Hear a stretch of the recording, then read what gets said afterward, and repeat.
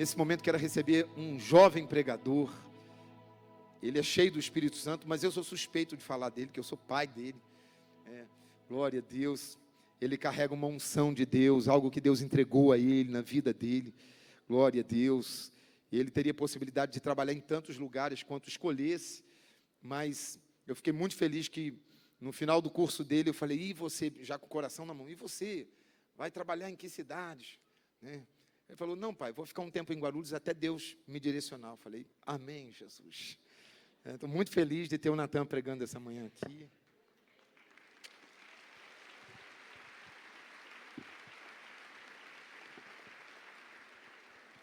Bom dia, igreja. Que honra estar aqui novamente. Eu vou compartilhar uma experiência que eu tive. Foi no meio da faculdade que Deus me deu a graça de conseguir estar aqui a maioria dos fins de semana. Eu vinha de ônibus ou num programa de avião que um monte de irmão aqui da igreja do aeroporto, graças a Deus. E um deles ofertou na minha vida um programa de avião que você fica na lista para quando algum passageiro faltar ou sobrar um lugar, você entra naquele lugar e só paga a taxa de embarque, né? Hoje eu nem sei se tem mais esse programa, mas tinha na época. E era engraçado porque eu ficava lá esperando o voo fechar com a minha mochila. E aí, quando fechava o voo, a moça falava: corre. Aí eu saía correndo pelo aeroporto inteiro, passava na segurança, chegava no portão no último momento e entrava. Toda vez era assim, mas eu ia de avião, graças a Deus. Aí depois, quando não dava, ia de ônibus mesmo, eu estava aqui para ver minha família, para estar na igreja, né? E uma vez eu estava no culto e Deus me deu uma visão. Um dos poucos momentos, estava uma glória na igreja muito grande. Eu olhei para os meus pés e eu via raízes plantadas assim. E Deus me falava no meu coração: eu te plantei, nasci para Deus. E talvez chegue um dia em que Ele queira me plantar em outro lugar, mas até Ele me dar uma outra direção, eu não tenho coragem não de ir para outro canto. Ai, meu Deus. Eu estou aqui muito honrado, estou aqui com a minha esposa, Kili Messias, a maioria já conhece. Dessa vez não vou pedir para ficar de pé. Poxa, eu vim porque o meu pai está cada vez mais jovem, né? Tem hora que ele está mais jovem do que eu. Eu falei: vou comprar uma camisa parecida com a dele.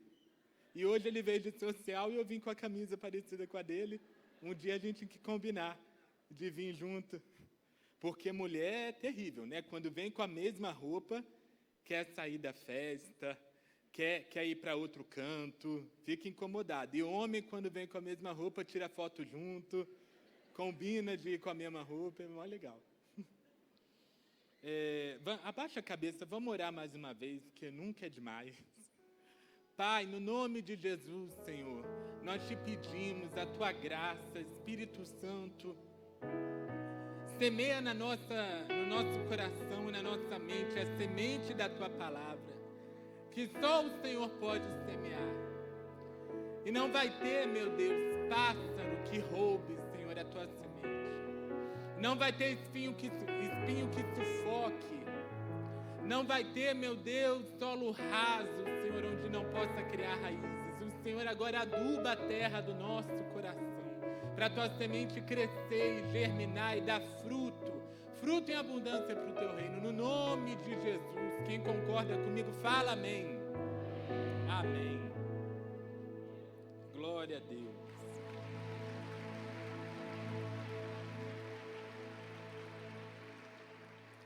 Abre comigo no livro do profeta Ezequiel,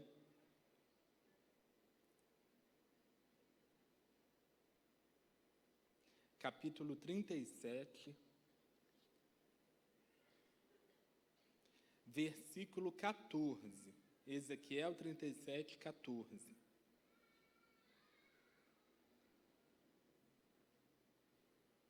Não, é 12. Ezequiel 37, 12. É do 12 ao 14.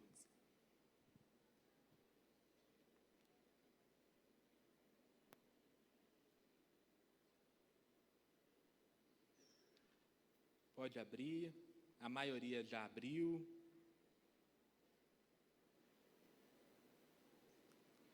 Se ajuda, Ezequiel fica depois do livro de Lamentações.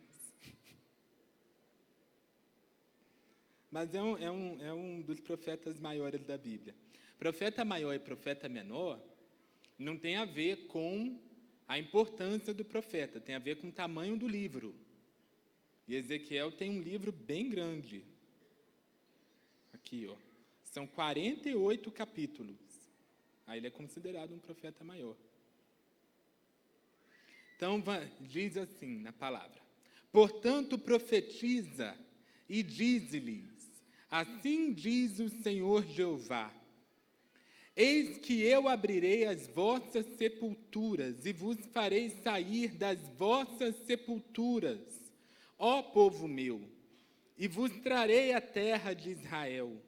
E sabereis que eu sou o Senhor, quando eu abrir as vossas sepulturas e vos fizer sair das vossas sepulturas, ó povo meu, e porei em vós o meu espírito, e vivereis, e vos porei na vossa terra, e sabereis que eu, o Senhor, disse isso e o fiz, diz o Senhor. Quem recebe a palavra de Deus com amém? Amém. É um trecho muito forte da palavra de Deus, porque ele fala de ressurreição. A Bíblia inteira fala sobre ressurreição do começo ao fim. Ressurreição. Porque Ezequiel, aqui eu vou contar a história para vocês, ele era um profeta e ele não estava na terra dele, na terra de Israel. Os israelitas pecaram, abandonaram a Deus. Deus avisou muitas vezes e eles não ouviram, na sua maioria, e chegou um tempo de juízo sobre aquela terra. O rei Nabucodonosor veio sobre a terra de Israel e levou os israelitas para a Babilônia. Numa dessas vezes, ele levou o profeta Ezequiel. E ele era profeta, e Deus falava com ele coisas lindas, coisas grandes, coisas poderosas. E mesmo assim ele sofreu na mão do rei da Babilônia. Ele foi levado da sua terra.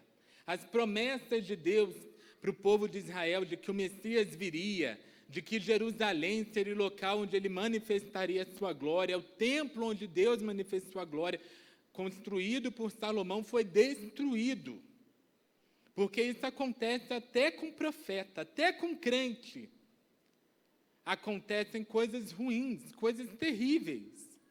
Infelizmente, não era culpa de Ezequiel.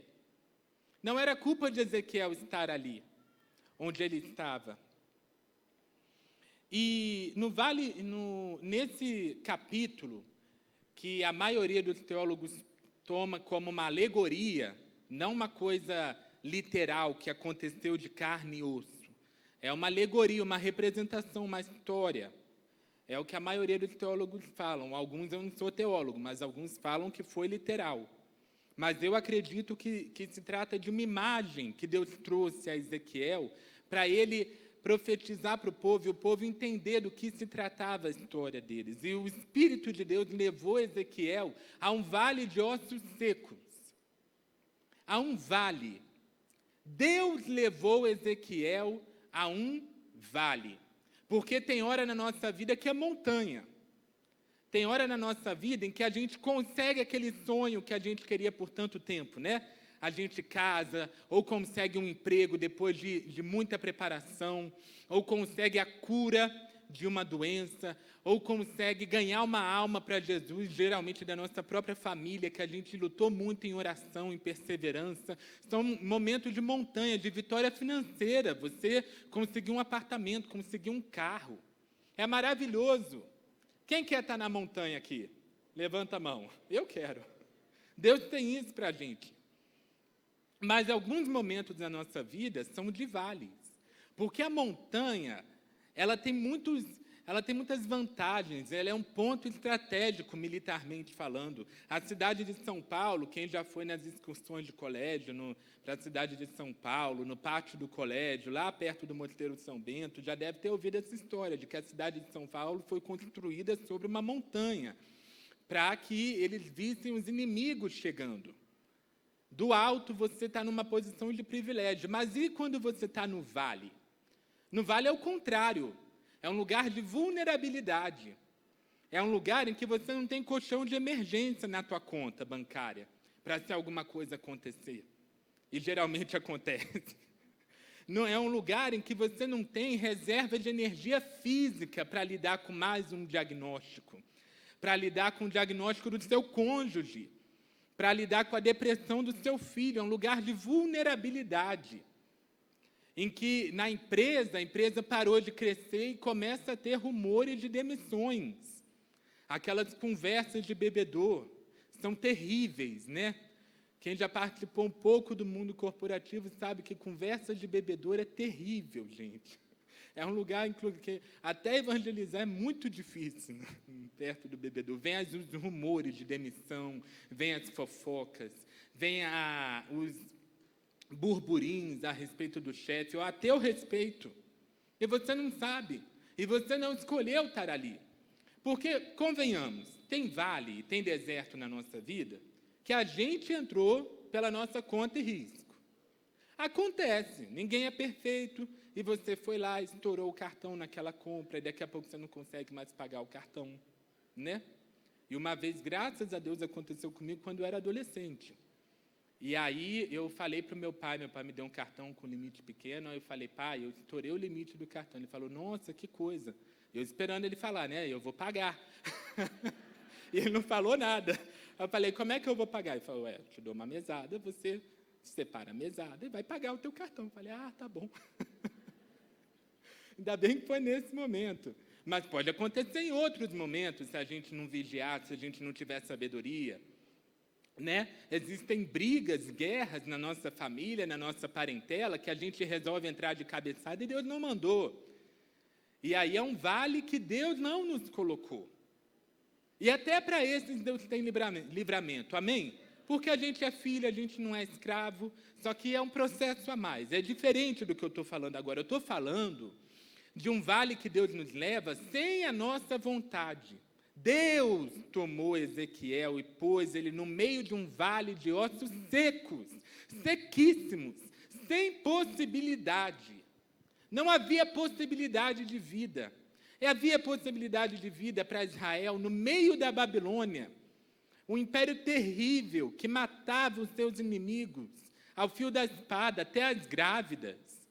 Existia possibilidade de retorno de Israel para a sua terra, do cumprimento das promessas de Deus. Para Ezequiel, não existia. E Deus levou ele para esse tipo de situação, sem a anuência dele, sem a vontade dele. E quem sabe, esse vale que você se encontra hoje, seja uma situação como essa. Você não escolheu a depressão do teu cônjuge. Você não escolheu a automutilação da tua filha, do teu filho, que não sai do quarto escuro. Você não escolheu. E, no entanto, você está aqui.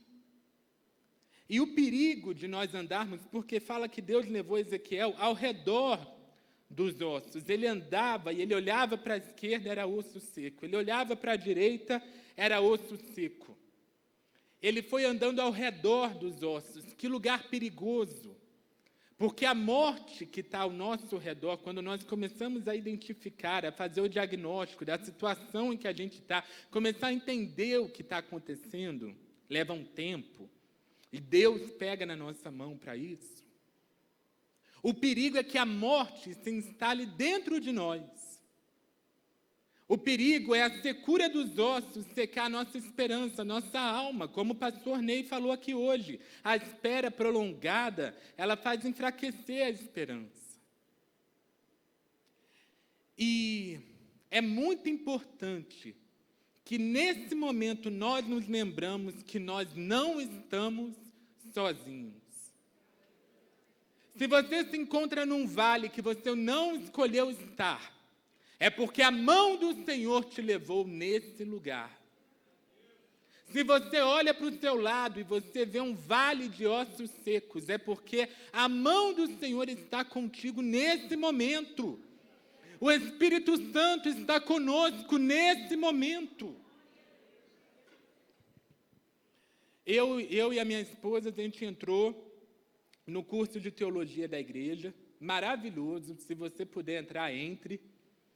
E é um investimento muito grande, mas me chamou a atenção uma coisa que eu nunca tinha reparado, quase que óbvia, que eles deram material para a gente estudar, que é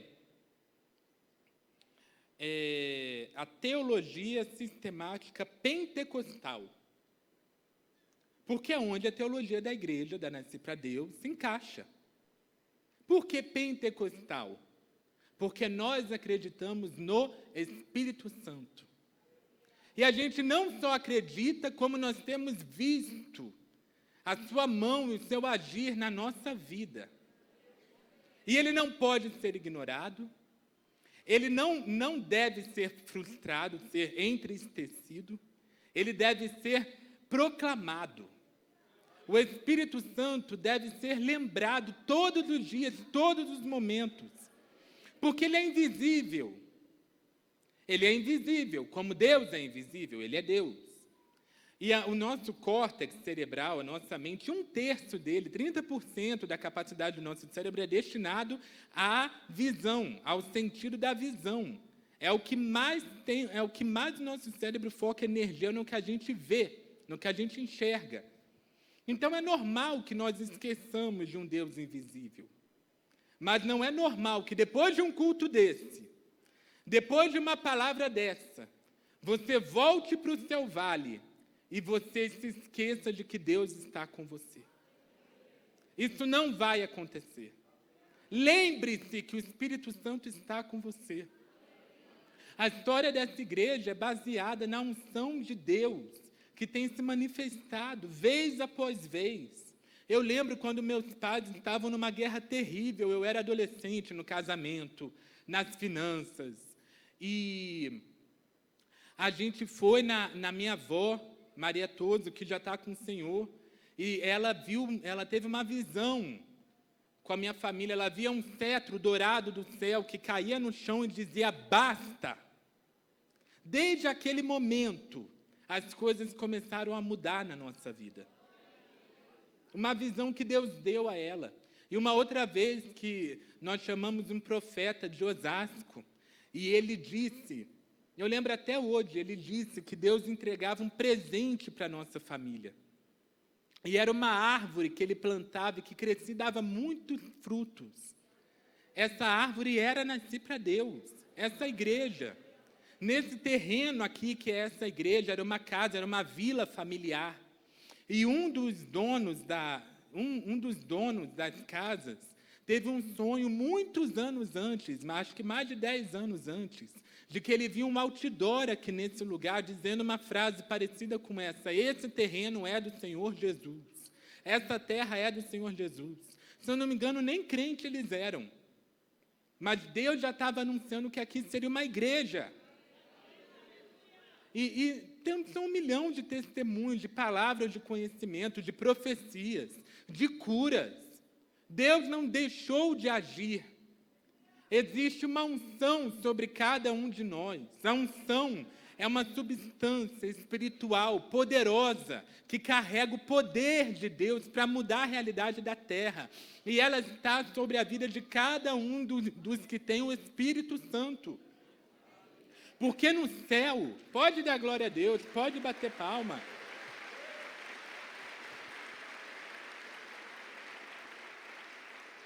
No céu não é necessário os dons. Paulo fala que até as profecias, que é o dom mais edificante, que a gente deveria cobiçar mais, que é o dom em que Deus fala através de nós para o seu povo coisas específicas, até a profecia no céu vai cessar, porque não vai ser necessário. No céu não vai ter doença, não vai precisar ter dom de cura no céu. No céu não vai ter nada escondido. Todos os que olharem para Cristo terão todo o conhecimento necessário e perfeito instantaneamente. Então não é necessário palavra de conhecimento. Os dons e a unção de Deus são necessários aqui e agora, para a nossa vida, para a sua guerra particular. A gente não precisa de unção só para pregar, a gente não precisa de unção só para interceder, para louvar, para recepcionar as pessoas, para discipular. Não, a gente precisa de unção para viver a vida mais básica que você possa imaginar. A gente precisa de unção e da manifestação do Espírito Santo. Se você vier para mim e eu te perguntar o que você deseja de Deus, aí você fala, olha, eu quero uma vida simples, com todas as minhas necessidades supridas, com a minha família salva, trabalhar com as minhas próprias mãos, honestamente, contribuir no reino de Deus e ter saúde. É isso que eu quero. Isso é um milagre. A gente vive os dias de Noé. Essa vida que você imagina, uma vida simples, é um milagre sobrenatural e poderoso. Você não vai conseguir nem um pouco disso se você não tiver a unção de Deus.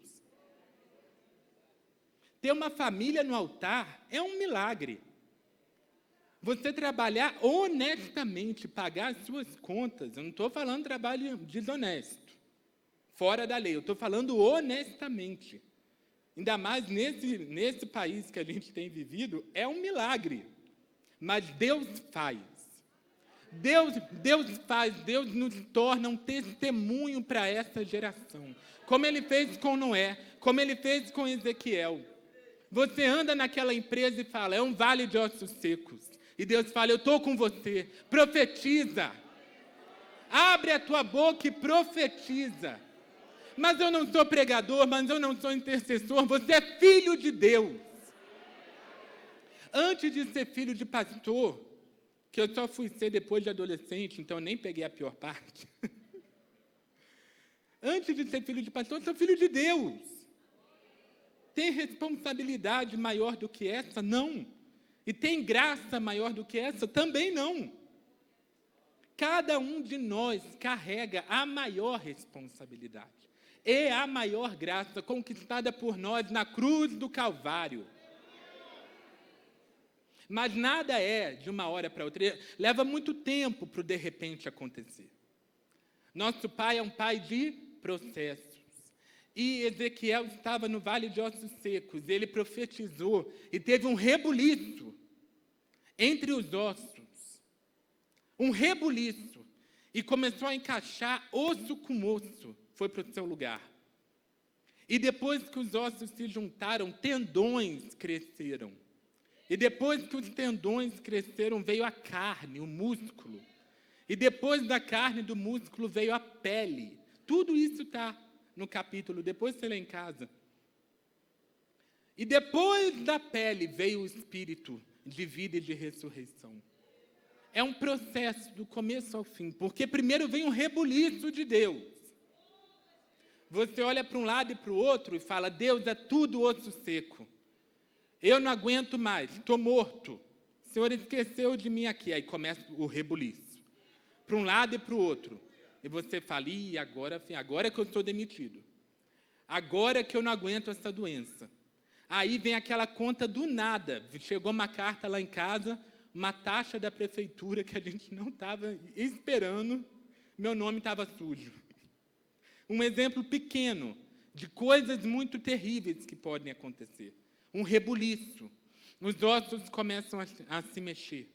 Mas é o agir de Deus.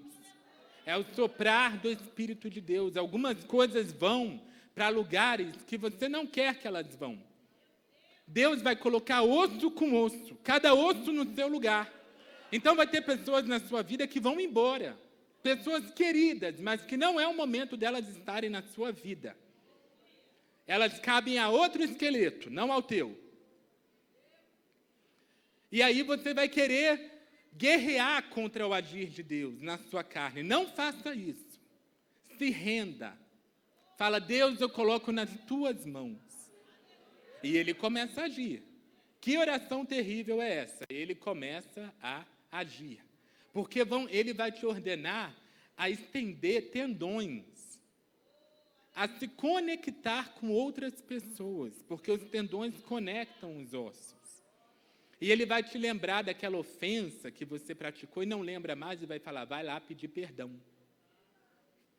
Vai lá pedir perdão. E você vai estender um tendão para aquela pessoa. Ou, quem sabe, o contrário. Vai chegar aquela pessoa que você não queria ver nem pintada a ouro. E vai te pedir perdão. E agora? É Deus conectando os tendões. Para você se submeter ao processo da ressurreição. Porque não existe vida onde há desorganização. Toda desorganização vai embora agora, em nome de Jesus. Espírito da confusão, vai embora. Espírito da mágoa, vai embora, em nome de Jesus. Depois dos tendões, vem a carne, o músculo, a força. Deus vai te dar força para trabalhar, força para estudar, força para participar da igreja, força para resistir às tentações. E toda a fraqueza do maligno vai embora no nome de Jesus. E onde eram ossos secos, você vai se encontrar com força. Mas não é o suficiente, porque ainda precisa cobrir a pele. A pele fala de tato, fala de sensibilidade. Não adianta ter força e não ter sensibilidade. Que coisa terrível, né? Quando a pessoa tem toda a força do mundo, mas não tem tato nas palavras. Machuca, fere. Deus quer nos dar sensibilidade, porque a pele que não sente, ela está doente. Hoje é chamada hanseníase, a antiga lepra. Um dos primeiros sinais é esse, a pele deixa de sentir. E ela se fere, e ela fere também, porque não consegue sentir. Deus nos dá sensibilidade aos nossos ouvidos, à nossa língua, aos nossos olhos. Nós vamos perceber o ser humano que está na nossa frente, para agir com a força, no momento certo, na quantidade certa. Deus não está fazendo um monte de espada sendo manejada por um esqueleto, não. Os ossos estão conectados, existe força, existe sensibilidade. Mas perceba que ainda existe morte. Não está vivo. Esse boneco que Deus faz a gente construir na nossa mente não está vivo. Ainda é um monte de corpo no chão, porque não existe habilidade humana que consiga fazer o que só a unção de Deus faz. E é nisso que o diabo tem medo e tem ódio da humanidade. Porque a humanidade, Deus criou a humanidade para ser uma ponte entre o céu e a terra. Precisa ter uma união entre o que nós fazemos e o que Deus faz. Quando houver uma união entre a palavra, o conhecimento profundo, teológico, doutrinário, e a unção e o poder do Espírito Santo, haverá o maior avivamento na face da terra que nunca se ouviu falar. Quando houver essa fusão da nossa parte com a parte de Deus. É maravilhoso quando o Espírito de Deus sopra. Olha o que diz no livro de Romanos, capítulo 8, versículo 11. E se o Espírito daquele que dos mortos ressuscitou a Jesus habita em vós, aquele que dos mortos ressuscitou a Cristo, também vivificará o vosso corpo mortal, pelo seu Espírito que em vós habita. Quem dá glória a Deus por essa palavra? Quem agora quer se encher do Espírito de Deus, que arrancou Jesus de dentre os mortos? Porque nós vamos ser ressurretos naquele último dia. Jesus vai vir e quem já tiver sido enterrado vai ressuscitar primeiro. Vai ter esse privilégio maravilhoso. Eu vou ser ressurreto se Jesus não voltar antes da minha morte. Se prepara. Nem investe muito no caixão, não. Você não vai ficar lá por muito tempo. Mas Deus tem mais para nós. Foi o erro de Marta achar que a ressurreição era só para os últimos dias. Lázaro, amigo de Jesus, morreu, porque profetas morrem, amigos de Cristo morrem. Deus não nos exime de passar pela morte, mas existe vida além da morte para todo aquele que crê.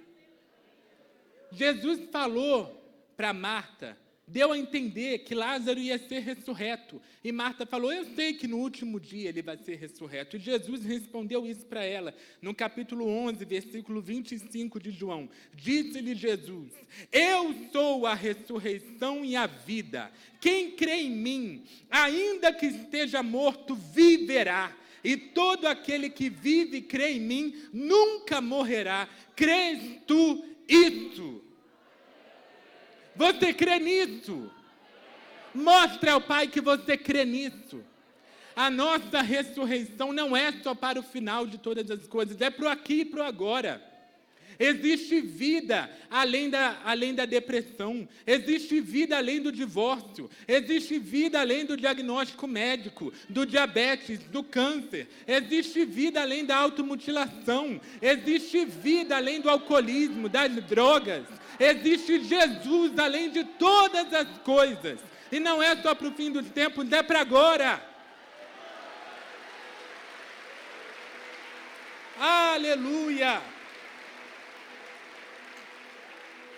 Nós não fomos chamados para viver uma vida mais ou menos, uma vida na média. Jesus entregou o seu sangue na cruz do Calvário, e o Espírito que vivifica os mortos está em nós. Não haverá vale de ossos secos, não haverá sepultura que consiga enterrar a nossa fé, que consiga conter o poder de Deus. Seus filhos e suas filhas, seus netos, se Jesus não voltar, vão dar testemunho de você. Olha, ela não foi famosa no Instagram. Ela não tinha milhões de seguidores. Olha, ele não foi multimilionário. Deus tem unção para cada um de nós, amém? Alguns Deus faz famosos, alguns Deus faz multimilionários, mas outros Ele trata no escondido, para cuidar dos seus filhos que serão profetas, para cuidar da próxima geração e dar continuidade. Isso é maravilhoso. No céu isso é valorizado, muito, extremamente valorizado.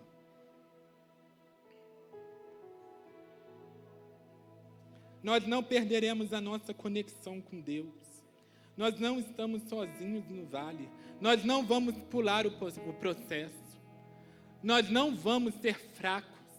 Nós não vamos ser fortes e sem sensibilidade, insensíveis. Nós vamos ter o pacote completo que Deus nos entregou. O pacote completo. Fica de pé. Pode subir o louvor aqui. O Espírito está ministrando ao seu coração agora o que há de morte na sua vida. Existe um esqueleto no armário? Um segredo bem guardado? Ossos secos? Existe uma parte da sua vida que não floresce, não frutifica?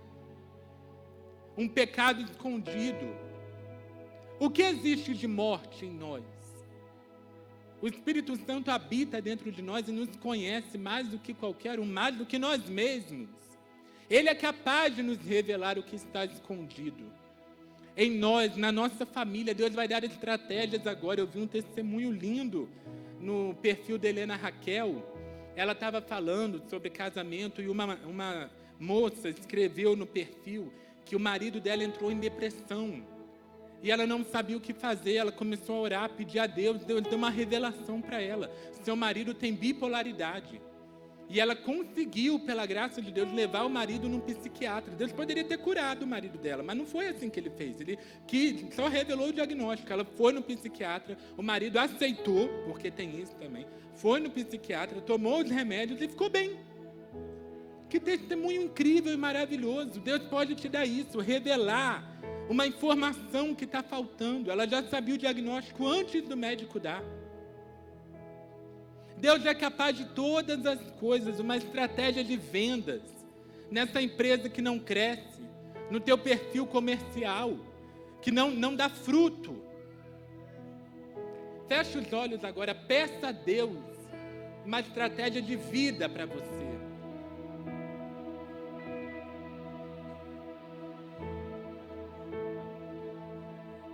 Existe um que é a ressurreição e a vida. O nome dele é mais poderoso do que toda e qualquer sepultura. Ele nos arrancará naquele dia de dentro da sepultura. E ele arranca hoje dentro de nós toda e qualquer morte. Invoca o nome daquele que derramou o seu sangue, daquele que tem as mãos furadas, daquele que anda entre os 7 castiçais e sabe todas as coisas. Ele é o princípio e o fim. Declara o nome do Filho de Deus agora no seu problema, na sua família, nos seus filhos, na sua empresa, na sua saúde, em toda e qualquer área da sua vida, no seu ministério. Proclama o nome daquele que é a vida,